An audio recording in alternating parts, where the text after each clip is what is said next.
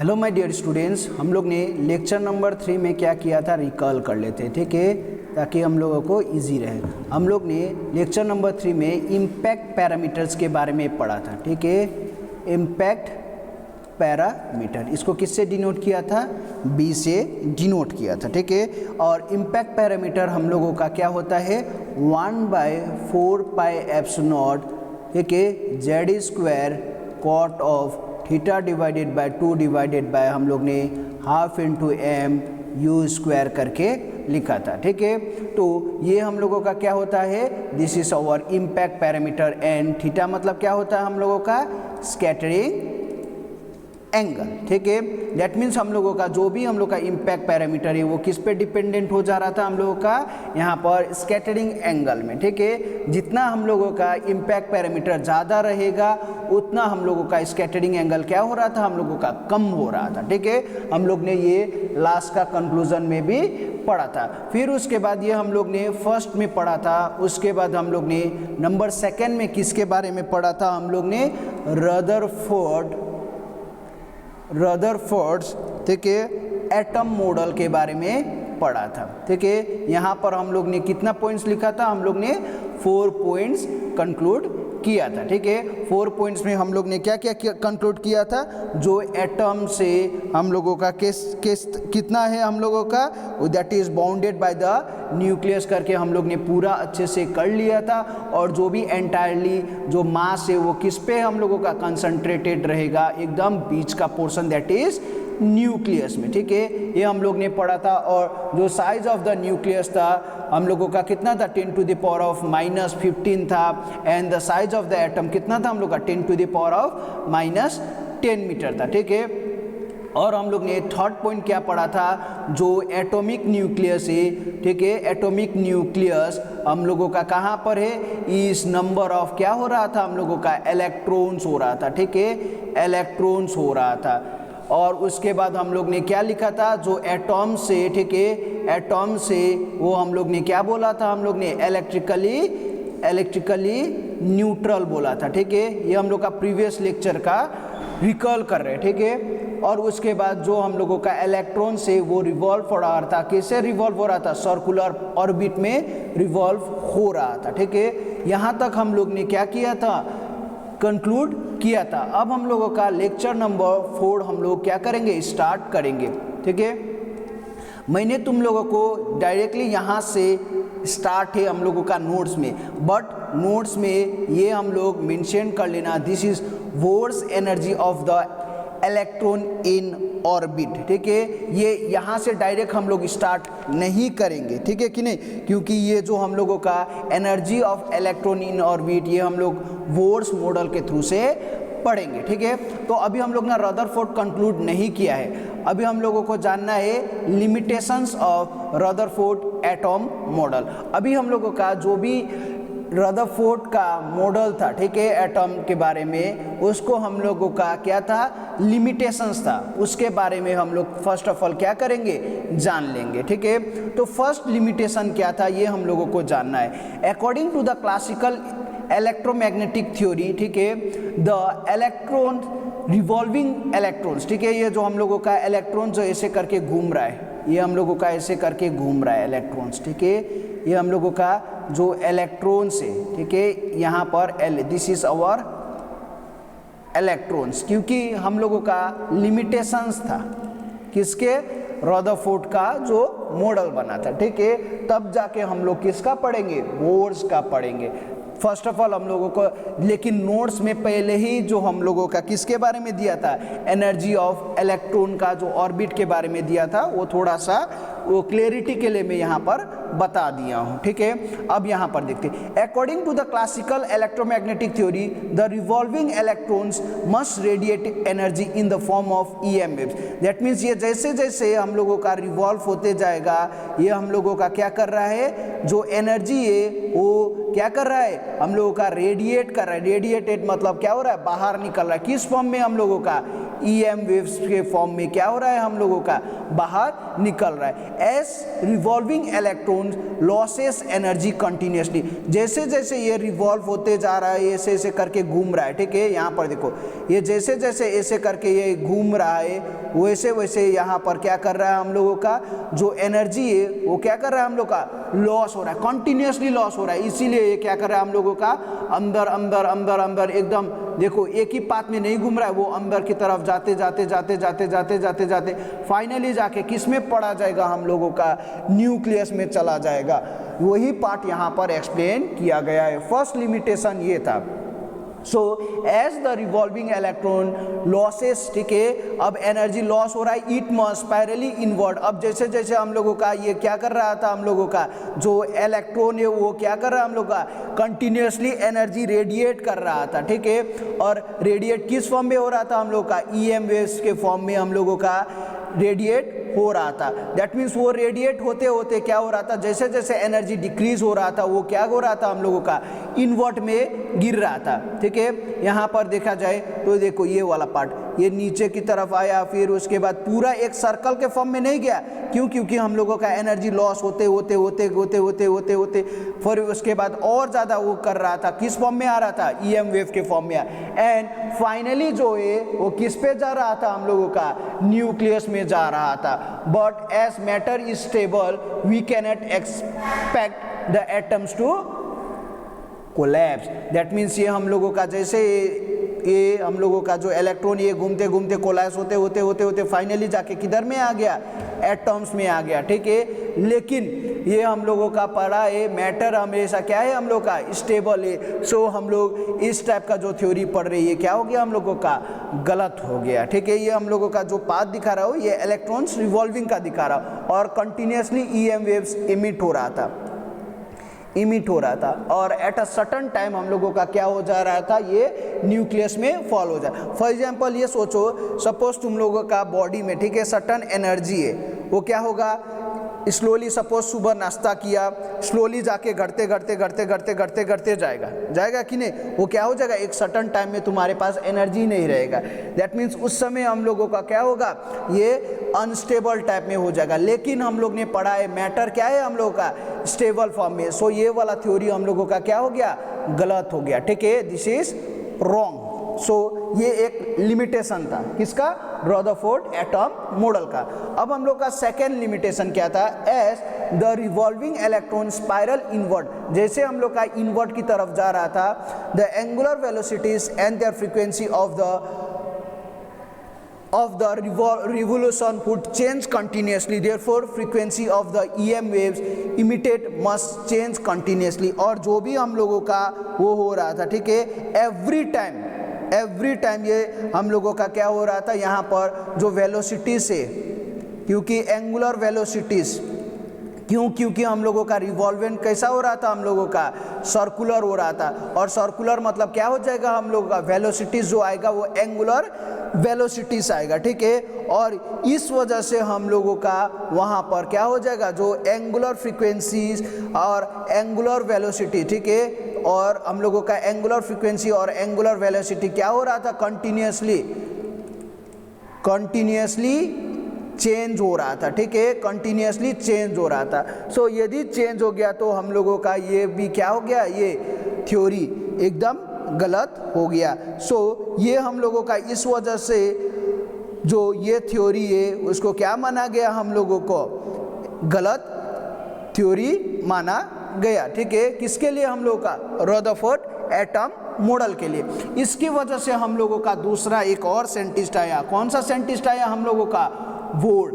अब ये देखो therefore atoms emit continuously spectrum but we observe only a line spectrum. इस वजह से वो कंसेप्ट गलत बोला गया। अब हम लोगों का टर्म आता है Bohr's model of hydrogen atom, क्योंकि थॉमसन मॉडल ठीक है, थॉमसन मॉडल गलत हो गया। फिर उसके बाद रदरफोर्ड की वजह से भी गलत हो गया, लेकिन इसका कुछ कंसेप्ट मिला, ठीक है। क्या मिला हम लोगों का जो सेंट्रल में होगा वो क्या होना चाहिए न्यूक्लियस होना चाहिए। बहुत पैरामीटर्स के बारे में हम लोग ने यहाँ पर डिस्कस किया था। फिर जाके आया हम लोगों का कौन सा मॉडल आया Bohr's model of hydrogen atom. इसने फर्स्ट ऑफ ऑल पोस्टुलेट्स दिया। पोस्टुलेट्स मतलब इसका जो मॉडल है वो कैसा है इसके बारे में इसने एक्सप्लेन किया। ठीक है। इस टाइप का क्वेश्चंस भी कभी कभार पूछा जाता है, explain Bohr's model of hydrogen atom या फिर describe the 3 postulates of the Bohr's model, ठीक है। फर्स्ट पोस्टुलेट्स क्या था, every atom consist of a central core called nucleus. ये तो हम लोगों को पता है, क्यों, क्योंकि हम लोग ने रदरफोर्ड मॉडल में भी पढ़ा था, ठीक है। जो भी हम लोगों का एटम्स रहेगा उसका जो कोर में रहेगा वो क्या रहेगा, न्यूक्लियस रहेगा, in which entire positive charge and entire mass of the atoms are concentrated. Obviously जो भी हम लोगों का न्यूक्लियस में रहेगा उसमें हम लोगों का क्या रहेगा, पॉजिटिव चार्ज रहेगा, और एंटायर मास ऑफ जो एटम रहेगा वो किस में रहेगा, हम लोगों का जो ये पार्ट है दैट इज न्यूक्लियस में रहेगा, ठीक है। फिर उसके बाद a suitable number of electrons revolve around the nucleus in the circular path. ये हम लोगों का एकदम सेंटर वाला पार्ट हो गया, ठीक है, ये हम लोग का न्यूक्लियस। फिर उसके बाद ये हम लोगों का सर्कुलर पाथ में घूमेगा, बोला ये वाला पार्ट, ठीक है, ये वाला पार्ट में ऐसे करके हम लोगों का क्या होगा, ये वाला पार्ट। इस पे ये कौन सा पार्ट ने दिया, ये हम लोगों को बोर्स मॉडल ने दिया। अब ये पार्ट देखो, suitable number of electrons revolve around the nucleus in a circular path. That means इसमें हम लोग ने पढ़ा है 2n² बोल के, ठीक है, तो ये हम लोग ने केमिस्ट्री में भी पढ़ा है। तो जो फर्स्ट वाला यहाँ पर पाथ रहेगा, यहाँ पर कितना होना चाहिए, ओनली 2 इलेक्ट्रॉन्स रिवॉल्व होना चाहिए, क्योंकि n = 1 होता है, ठीक है। तो इस टाइप का हम लोगों का n = 2 रहेगा, तो 2 × ये 2 का square 4, that means second orbit में कितना हो जाएगा हम लोगों का, 8 ठो रिवॉल्व करेगा, ठीक है, 3 4 5 6 7 8 ऐसे करके है। तो यही पार्ट यहाँ पर बोल रहा है, a suitable number of electrons revolves around the nucleus in a circular orbit. जो हम लोग का सर्कुलर ऑर्बिट है वहाँ पर क्या रहेगा, सुइटेबल नंबर ऑफ इलेक्ट्रॉन्स ही रहेगा, और वो कैसे मिलेगा हम लोग का, 2n² की फॉर्मूला से मिलेगा, ठीक है। The centripetal force required for revolution is provided by the electrostatic force of attraction between the electron and the nucleus, ठीक है। यहाँ पर ये हम लोगों का इलेक्ट्रॉन रहेगा, तो ये क्या है हम लोगों का, न्यूक्लियस है।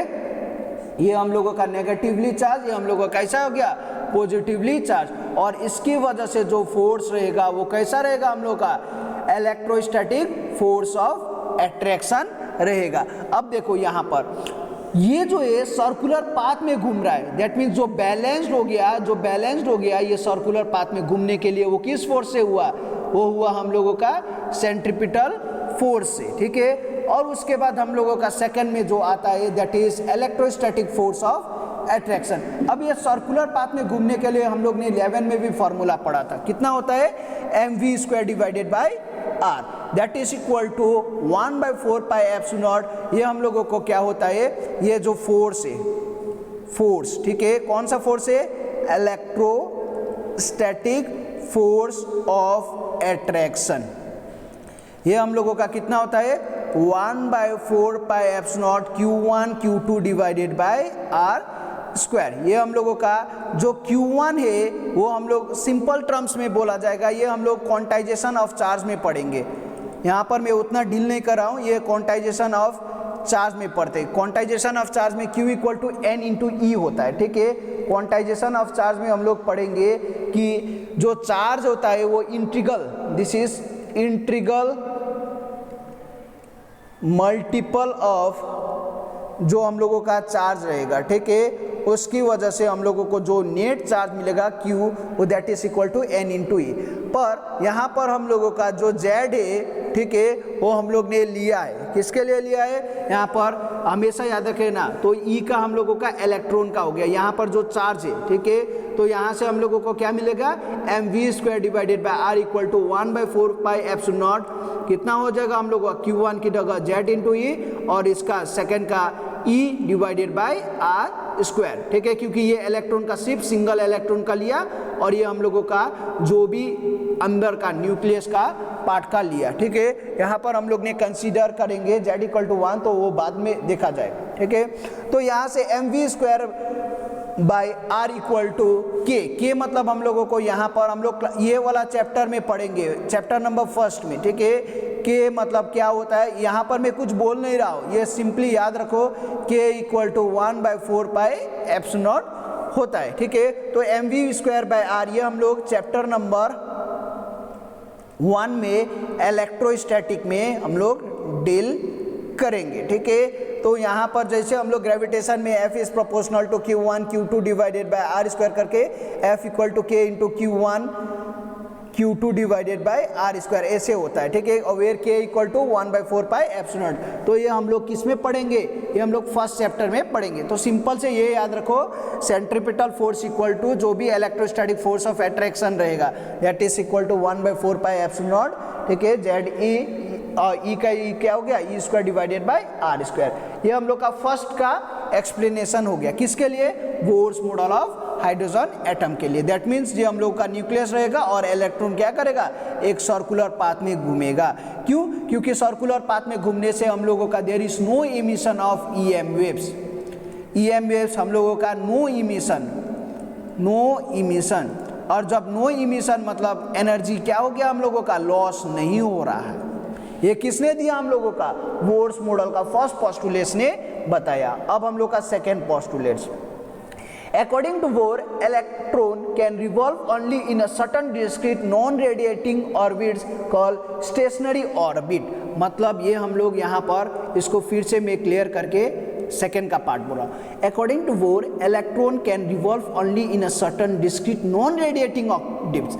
मतलब ये सपोज हम लोगों का न्यूक्लियस, ये वाला हम लोगों का ये पॉजिटिव, ये हम लोगों का इलेक्ट्रॉन, ये देखो ये हम लोगों का सेकेंड वाला पार्ट का, ये दूसरा हो गया 1 2 3 4 5 6 7 8 सपोज 8, ठीक है। तो ये वाला पार्ट में हम लोगों को देखेगा नॉन रेडिएटिंग ऑर्बिट्स। क्यों बोला गया, क्योंकि यहाँ से ये फिक्स पाथ में घूम रहा है, ठीक है। फिक्स पाथ में, फिक्स मतलब हम लोगों का कैसा पाथ हो गया, स्टेशनरी ऑर्बिट्स में घूम रहा है। स्टेशनरी मतलब कैसा होता है, फिक्स पाथ में घूम रहा है। इसकी वजह से देयर इज नो इमिशन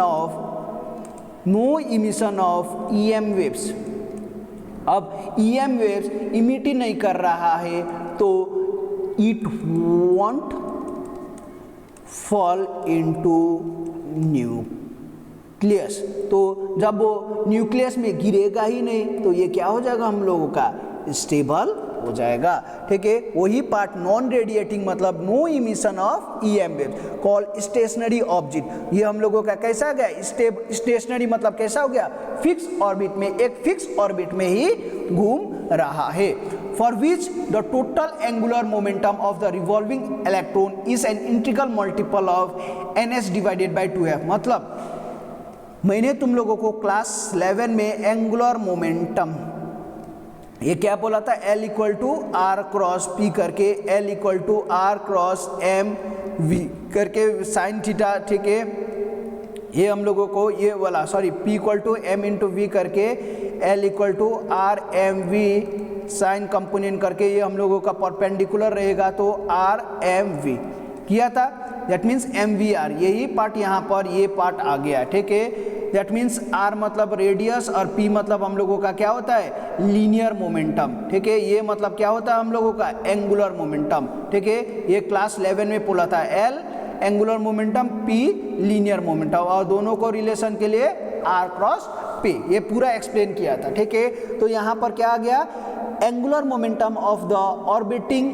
क्यों एंगुलर मोमेंटम, क्योंकि ये जो भी हम लोगों का जो इलेक्ट्रॉन जो घूम रहा है वो कैसे घूम रहा है, एंगुलर में, ठीक है। और इस वजह से हम लोगों को यहाँ पर जो मोमेंटम रहेगा वो कैसा रहेगा, हम लोगों का एंगुलर मोमेंटम रहेगा। और फिक्स रेडियस में गया तो हम लोगों को पता चल गया एंगुलर मोमेंटम मतलब MVR।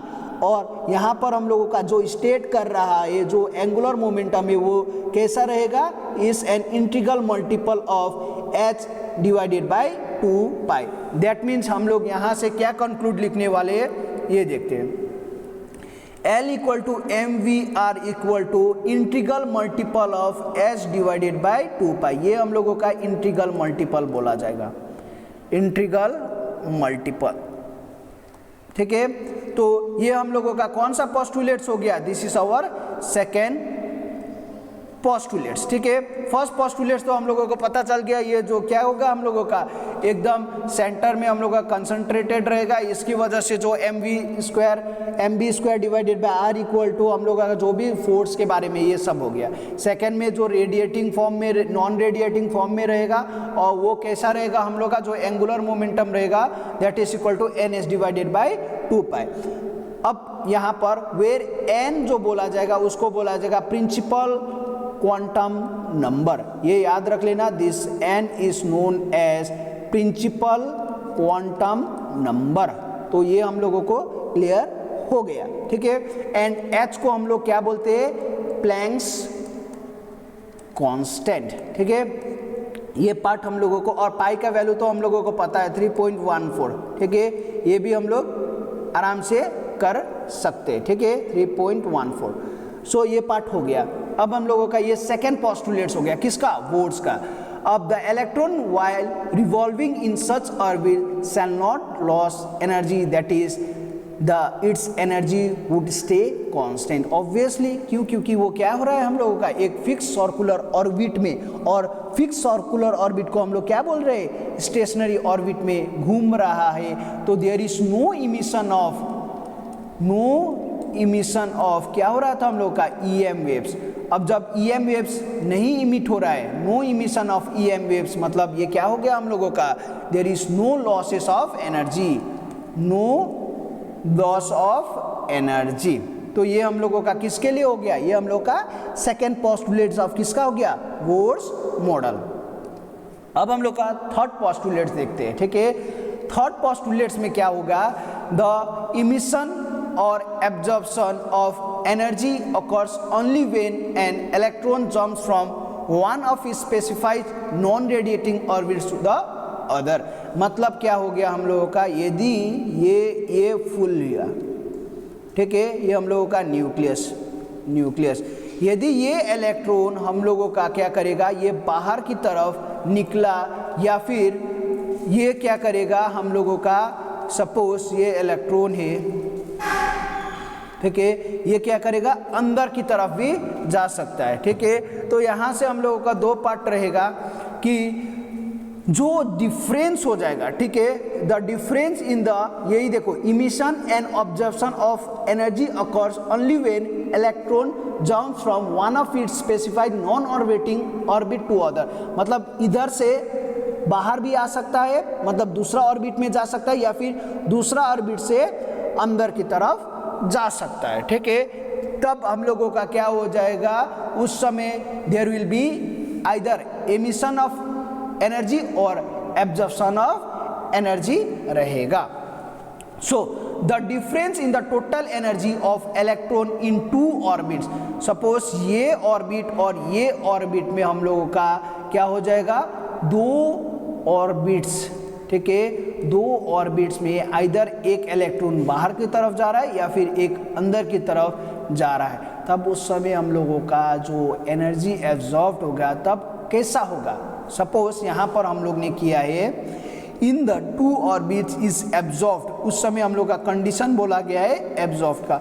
अब एब्जॉर्ब्ड कब होता है, when the electron jump from inner, that means ये न्यूक्लियस, ये हम लोगों का दो ऑर्बिट, ठीक है, यहाँ हम लोगों का इनर से लेके जब हम लोगों का आउटर लेयर में जाएगा, इनर से लेके आउटर ऑर्बिट में गया, ठीक है, इनर ऑर्बिट से लेके आउटर ऑर्बिट में जब हम लोगों का इलेक्ट्रॉन्स ने जंप किया, ठीक है, तब क्या होगा, अब उस समय हम लोगों का जो एनर्जी रहेगा वो कैसा हो जाएगा, एब्जॉर्ब्ड हो जाएगा। तो ये पार्ट हम लोगों को क्लियर हो गया कि एनर्जी एब्जॉर्ब्ड मतलब क्या होता है, इनर टू आउटर, और जब ये इस समय हम लोग क्या बोलेंगे, इस पार्ट को हम लोग एब्जॉर्ब्ड होगा, ठीक है।